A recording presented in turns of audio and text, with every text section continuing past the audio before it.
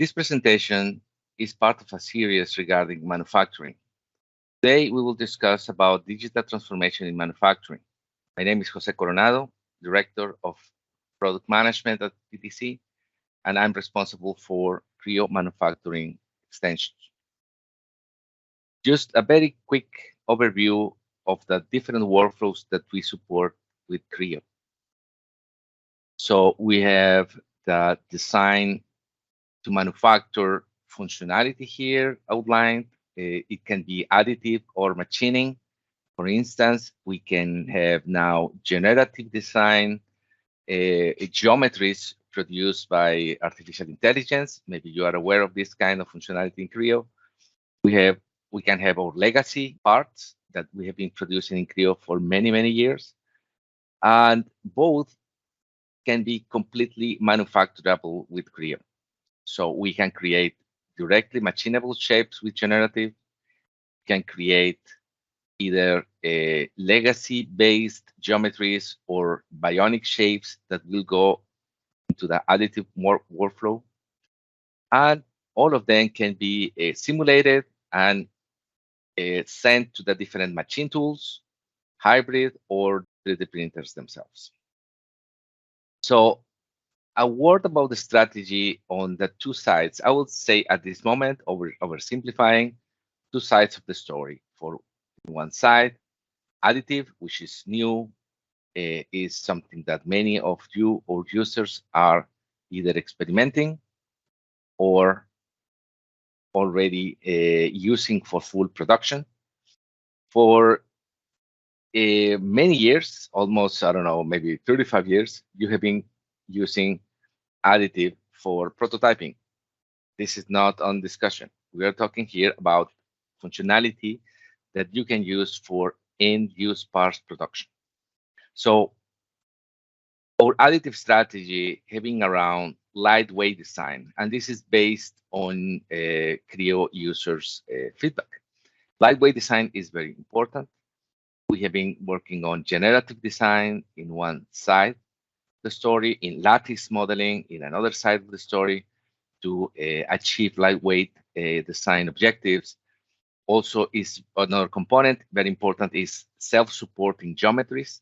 So more and more the supports are either eliminated completely from the design, from that tray, or are created as a self-supporting geometry. As a byproduct, we are enabling biomimicry, and for sure, one of the objectives is enable the interoperability with basically any machine that we can see in the market. And all of this fully embedded into Creo. The other side of the coin, I will say, is our machining solutions. Here, I will just highlight that in the subtractive side is the objective and investment having in the multitask machines programming, very complex machines, 5-axis, high-speed milling, continue with NC process automation technologies that are embedded in the machining applications of Creo NC, as we called it, and more to support the mixed workflows for additive and subtractive. So, and again, the idea is to support all of this inside Creo, fully embedded inside Creo. Now, this is just a general introduction to Creo manufacturing. Very, very basic, very highlight, no details, but just to show you that direction. Now, in the PTC ecosystem, we have strategic partners that complement our technology, solutions that are fully embedded inside Creo and work as regular Creo functionality that was produced by PTC. So one of these strategic partners is HCL Technologies, and today I have the pleasure to share this presentation with Robert Obergfoll, which will give us a demonstration on a DFMPro. Robert is a senior solutions architect with over 30 years of aerospace and oil and gas engineering background, with a degree in technology management from the Bright Institute, and with HCL, 3.5 years with HCL so far. So, Robert, up to you to continue with the presentation about DFMPro. Hello, everyone. Thank you, Jose. I appreciate the good introduction for us at HCL. It's a pleasure for us to be here today, partnering with you over the years for our product that we have called DFMPro, designed for manufacturing. I'm currently going to be showing a demonstration inside of Creo 8.0.3, and I'm running our newest application for DFMPro version 9.4. And so we have about 280 specific manufacturing rules for DFMPro that we'll be demonstrating here. I won't go through all of them, but I will go through several to show how DFMPro works. And so what we'll do, first of all, is you'll notice here that DFMPro is essentially an add-in inside of the application. So we're seamless inside of the Creo application. That Creo application itself has many different applications that are associated to it. But in this case here with DFMPro, you can see that our menu system is attributes itself to specifically concerning the DFMPro analysis aspect. And so what I'm going to do today is I'm going to start the DFMPro application. And once I start that, you can see that we get our DFMPro menu system here, property sheet, that comes up. And you'll notice a couple of things. First of all, this particular component that I'm going to be analyzing, we're going to look at the entire part, all the holes, slots, grooves, anything that's in this part with the analysis from DFMPro. But you'll notice one thing, that this is an imported part. And so with an imported part, you'll ask, how does DFMPro then run the analysis to look at manufacturability and specifically manufacturing features? And so what we end up doing with this application is we end up running our proprietary DFMPro application using feature recognition. It's something we started out with many years ago, and now we license it, and it's very, very fortified for manufacturing components, as well as many other different types of processes, including assembly analysis. And so you'll notice a couple of things here. I've got materials defined. So I went in and defined this as 6061T6 material, which is an aluminum alloy. And you'll notice when I started the property sheet for DFMPro in Creo, it pulled the data in automatically. So it read the information in here. And that's one thing that we do, is we keep in lockstep with the CAD systems in PTC. We are, right on top of all of the different aspects of geometries and functionality that they provide through their API that we have access to. And with that, we write all of our software using those APIs, and of course have our own APIs. And so now with DFMPro here, you can see there are a couple of things that have taken place so far.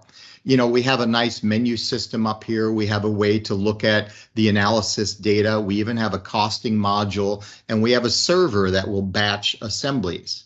And then on top of that, from the user input perspective, there's really nothing for me to select here at this point, because I know that I'm working in a milling perspective. So one thing we can take a look at, though, is these are what we call rule files, and the rule files are associated to the list of parameters that are used to run the analysis.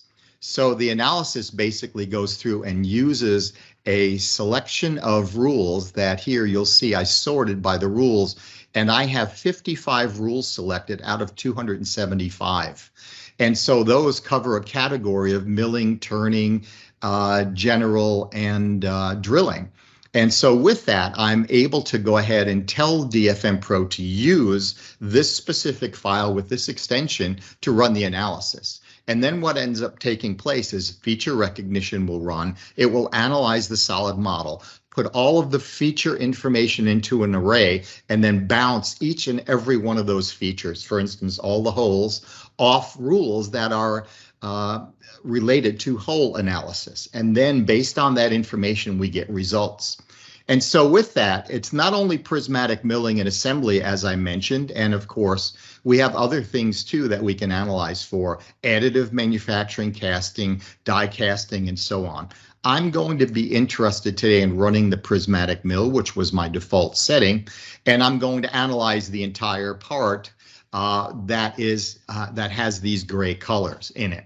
And so with all of these gray colors, those are all machine surfaces. So there's a bunch of different machine surfaces that have taken place on this. And what we want to do is we don't want to analyze the casting per se. We'd like to analyze all of the features that are associated to the color selections. And so with that, I'm going to tell DFMPro that I want to analyze using those colors.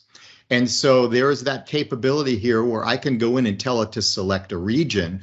And when I select that region, DFMPro will go through and then utilize that region for the specific color.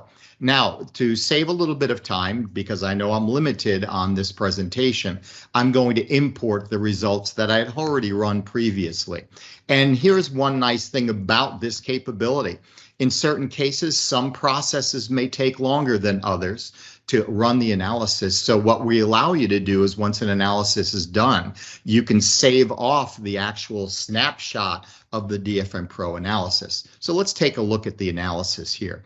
And so we're going to go ahead and run this this machining, and we'll pull that in. You can see that's how fast DFMPro is.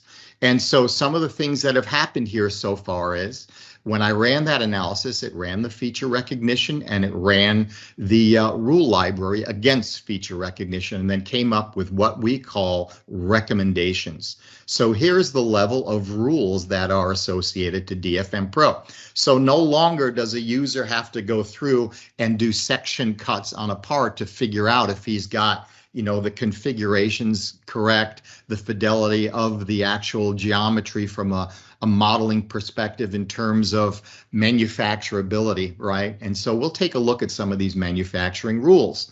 One of the rules that we can talk about here is depoles. And so if I click on the depole rule here, you'll see that what DFMPro is going to do, it's going to take the liberty of each instance and it's going to load that instance up for me and highlight it. And so it zoomed up to it automatically. I didn't do it.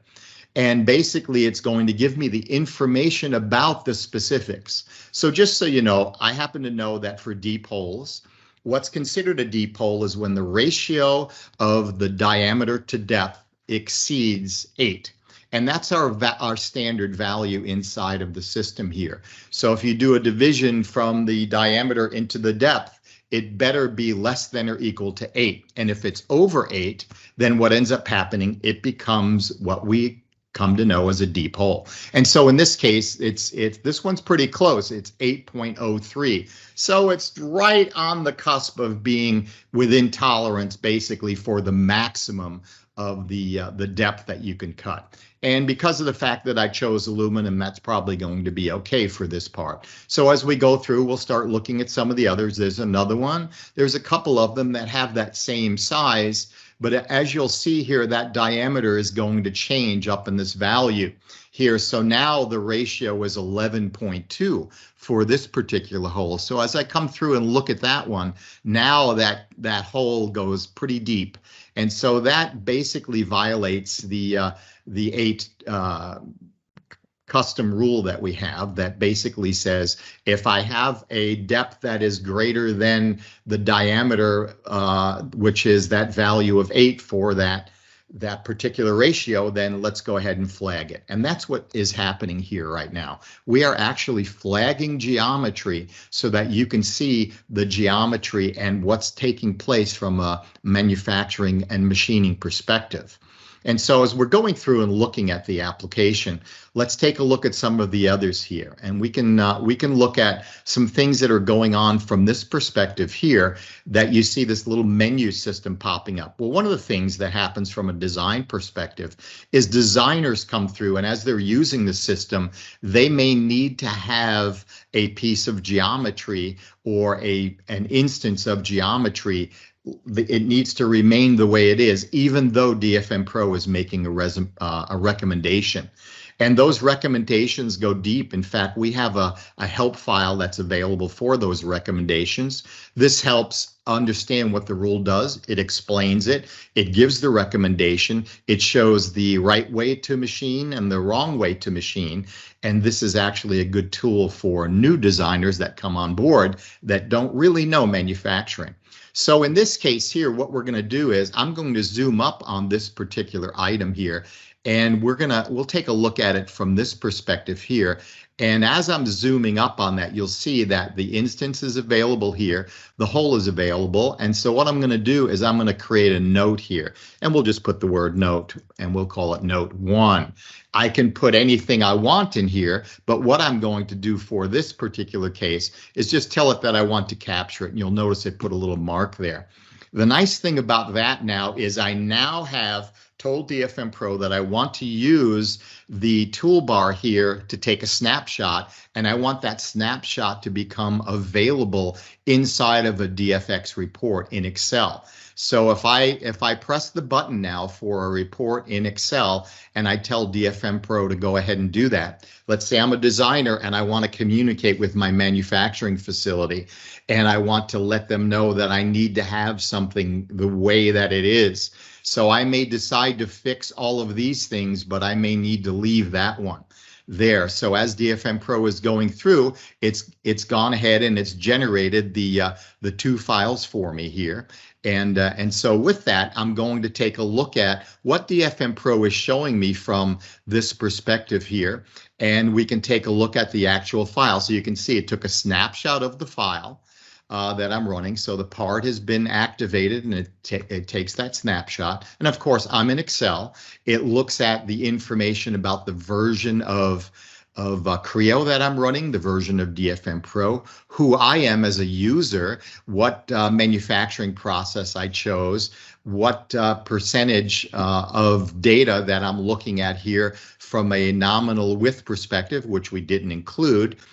So it shows the unit of measure we're running in millimeters and so on. And so taking a look at some of these things here, remember that in deep holes, we had a violation or a finding. And so with that finding, we wanted to capture some information. There's the note.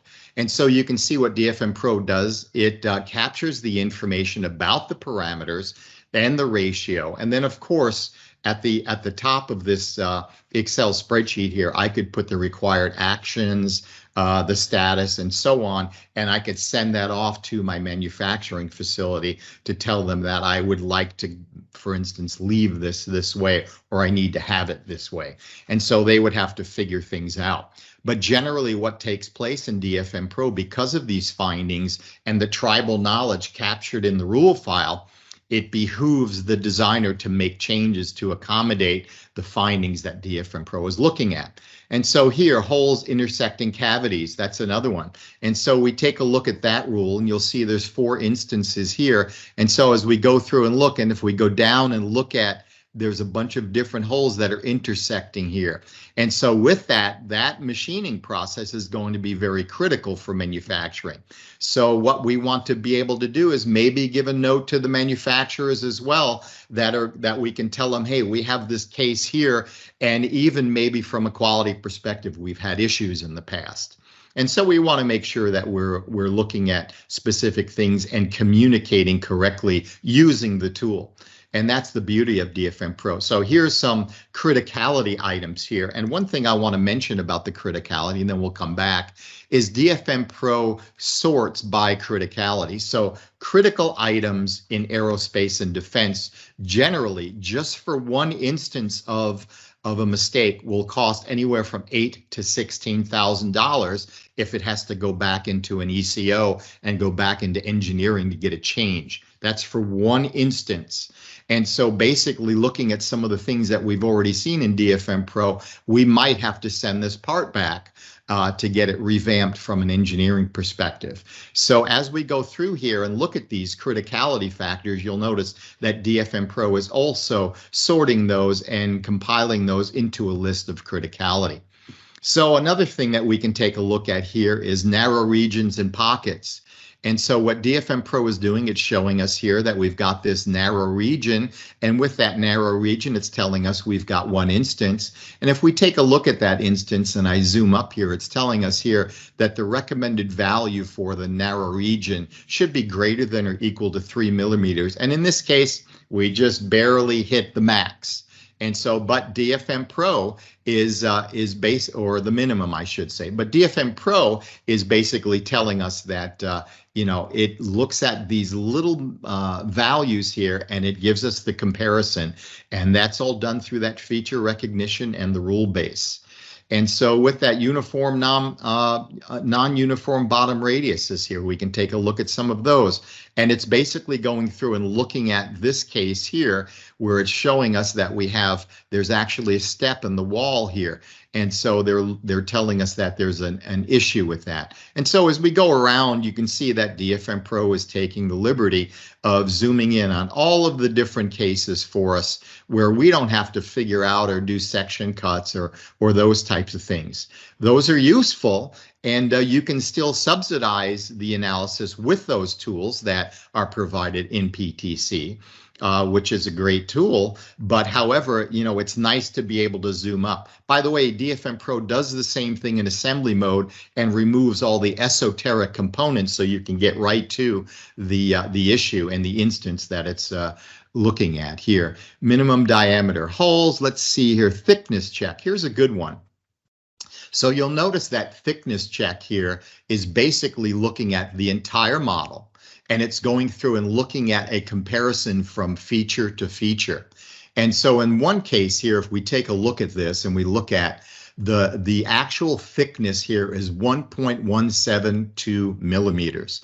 And you'll notice that DFMPro is showing us the case where it's actually taking that image and it's showing us where that image is in relationship to the other image. And so here, from this feature to this feature, there's a distance of 1.172 millimeters. So now, if this part happens to be under pressure, and which it would be, then there's going to be a problem here. And so you'll see as DFMPro is going through and it's looking at that, the values are changing, but it's intelligent enough through the feature recognition and the logic that we've put together to be able to analyze those things. That might be really difficult for a designer to go ahead and check to see if he's under some certain value. And you know, the thing is that I find from a manufacturing perspective when I go into many different companies is that some companies say they have a design for manufacturing rule base, but that's generally paper, or it's tribal knowledge for each individual designer as they're using it. And then, of course, in manufacturing, there might be documents in a toolbox or something like that. And so, again, the nice thing about DFMPro is if you think about it here, what I'm doing is it's one-stop shopping.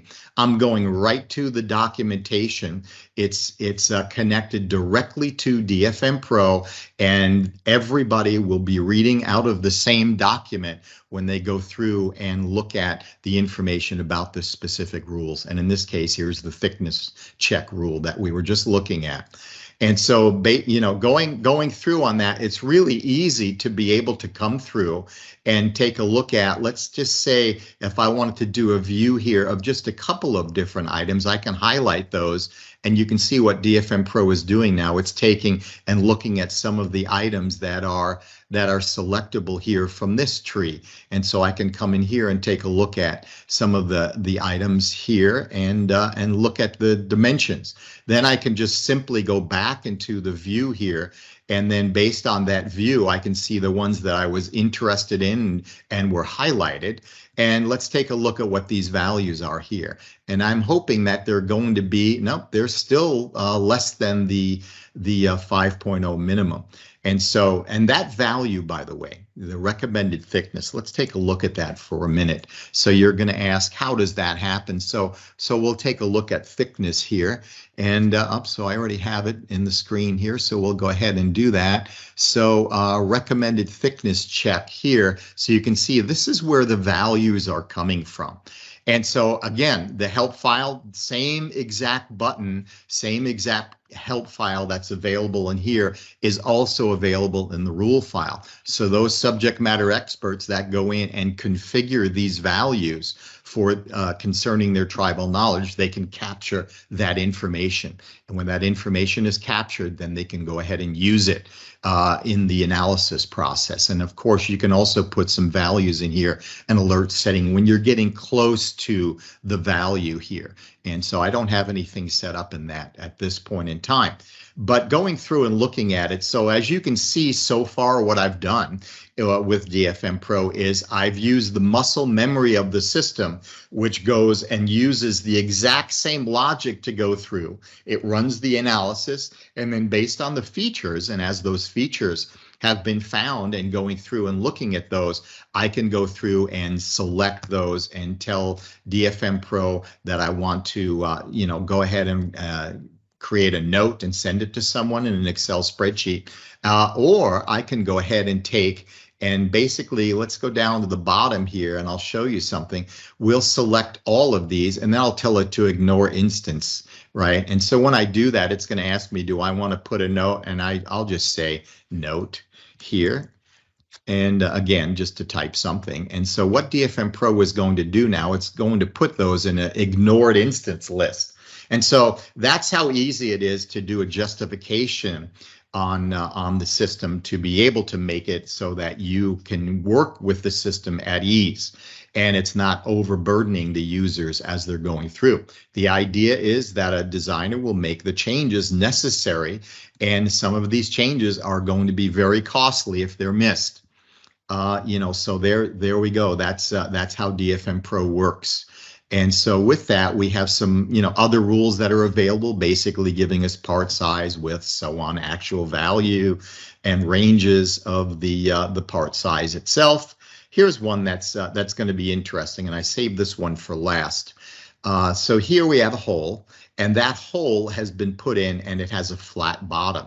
And so if you look at this and what's going on in this case here, that particular part, if we zoom up in that location, you'll see there's a flat bottom here. And we're not really sure what this tool is going to be doing when they thread this to actually put some type of maybe a fastener in from one component to another. But the fact that it's got a flat bottom in there is very interesting.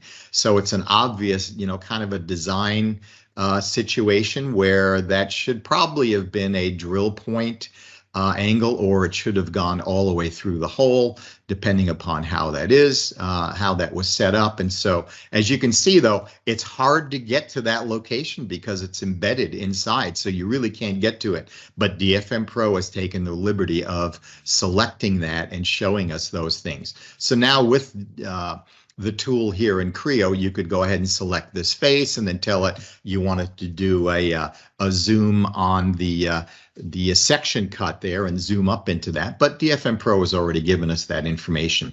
One other thing we can show here really quickly, and this is a big one, believe it or not, is that we have users and individuals that tell us about specific things for specific parts where DFMPro, what they're telling us is, you'll notice that it's finding some sharp corners on the outset of this thing here. So what ends up taking place with this is that would be, probably difficult to machine if you needed to call out a 0 size radius on this.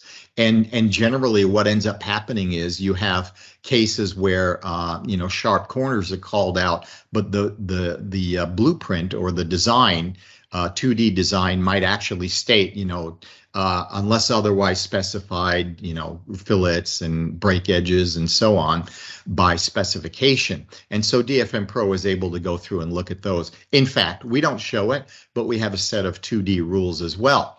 But we encourage all of our customers that are moving forward with Creo and DFMPro to follow the trail of all the others that are trailblazing for MBD and, of course, digital transformation, because really that's what this is. This is the entry point and the most critical entry point into digital transformation, where we're analyzing geometry from a manufacturability perspective.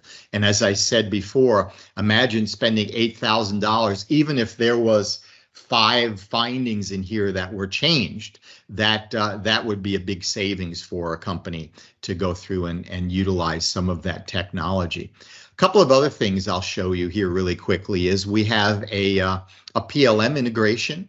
So the information that I showed when we output that file is part of the system where if you have PLM integration, you're pushing and getting files from your PLM system, DFMPro automatically does an integration. I don't currently have that on my system, but if I did then, and I push this part back, any output files that I selected, if these were on, would travel back and forth by the revision of the specific part as it was pulled down from the PLM system, and then of course pushed back. And so that's the way that goes. There's a lot of different things that you can do with DFMPro from that perspective. So there's the reporting information that we had here. Of course, the costing module is a SQL database that we have that's connected to DFMPro, and I'll just quickly show you some of those things. Now that we've looked at the analysis phase, DFMPro also takes the liberty of utilizing the information from the feature perspective.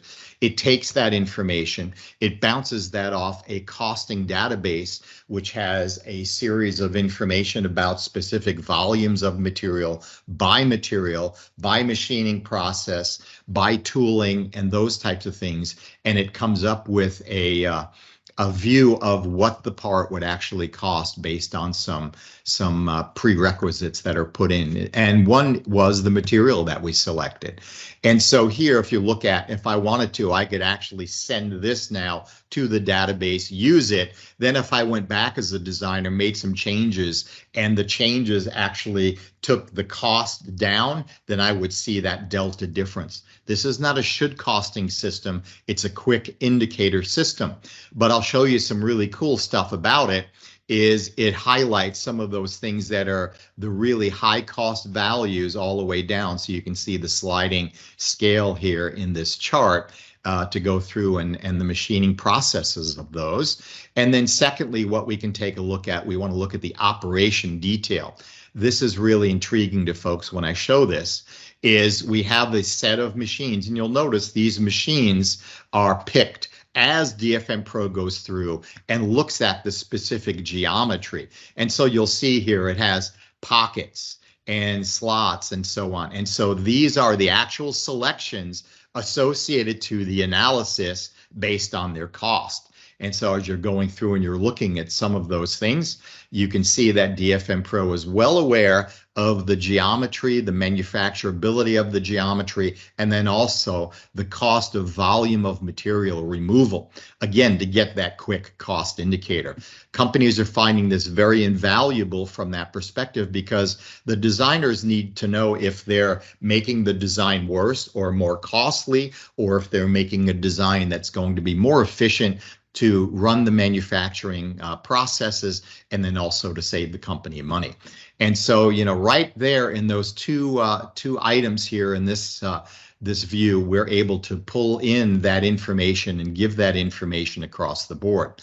And so basically, with DFMPro, I showed you the rule manager. That's that file that we were looking at. And basically that rule file is chock full of rules that can be selected, that can be configured. It can, those configurations can be modified by users. We call them subject matter experts. DFMPro is very extensible, meaning we can create an environment for an entire organization of designers strewn all over the place and have them access the same information. And that information could be, the rule files that we're configuring. By the way, those have an extension. They're just a file that can be configured. We have a back-end database that's associated to those rule files. And with that back-end database, you're able to do some other things with it as well. And so it's interesting with DFMPro, like for instance, here I have an assembly, and really quickly I can go through and tell DFMPro I want to run the analysis on the assembly.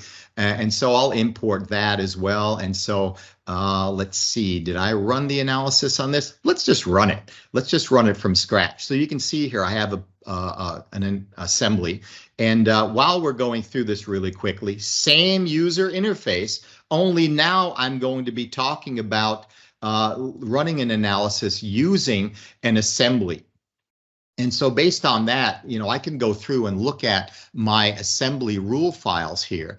And as I'm going through those rule files, looking at, excuse me, the application itself and running through, I can go in and look at my documents, and I can go to my demo folder.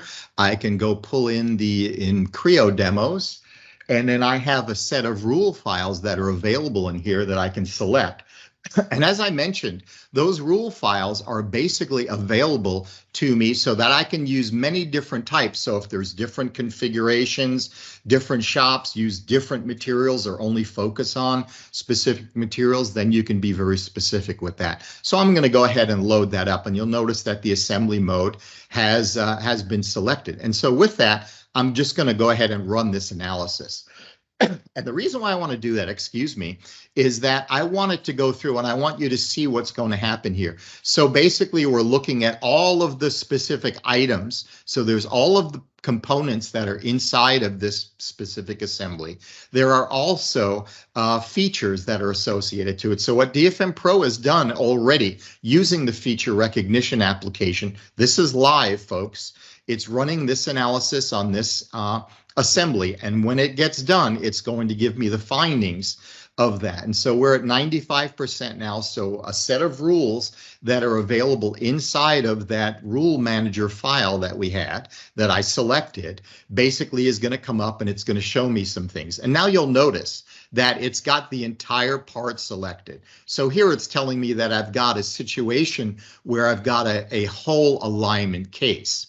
And so what I want to do is I really want to get DFMPro, I want it to actually remove all of those esoteric components, as I mentioned. So with that, I would like to be able to show you how that works here really quickly. So I'll just go ahead and apply this. And as I go through and look at another rule, and then I come back into that whole alignment, you'll see what it's done. Now it's removed all of the other components. Now I'm able to zoom up on that. And again, with this, now I want to be able to communicate. So let's say I'm somebody that is in assembly and, going through and doing a design check. I can go ahead and tell them, hey, you've got a misaligned hole here, and that baby is probably not going to line up because of the threads and those types of things, and it's going to make it difficult to assemble, if probably impossible. And so DFMPro is able to go through and look at the most minute cases where we have the value here of the recommended value is less than or equal to 1 millimeter, and here we're at 5 millimeter for a misalignment. Let's see, interference detection. DFMPro is going to highlight all of the different cases for all of the different components that are associated to the particular parts and the interference that are with those as well. So with that, I thought I would show you just some of the capabilities of DFMPro with the assembly as well. And then here's a cool one here, bolt and screw rationalization. So let's say I had a set of fasteners, and those fasteners here, I have 4 that are exactly the same, and then I have one that's an outlier. And I'm going to prove that because DFMPro is going to show me that. So what I want to do is I want to select that, and you'll see what it's telling me here, and we'll associate that here for a second so that we can make that wider. We can always put it back. So there's 4 that are the same and 1 outlier here. And so that particular outlier is one that could have been the same.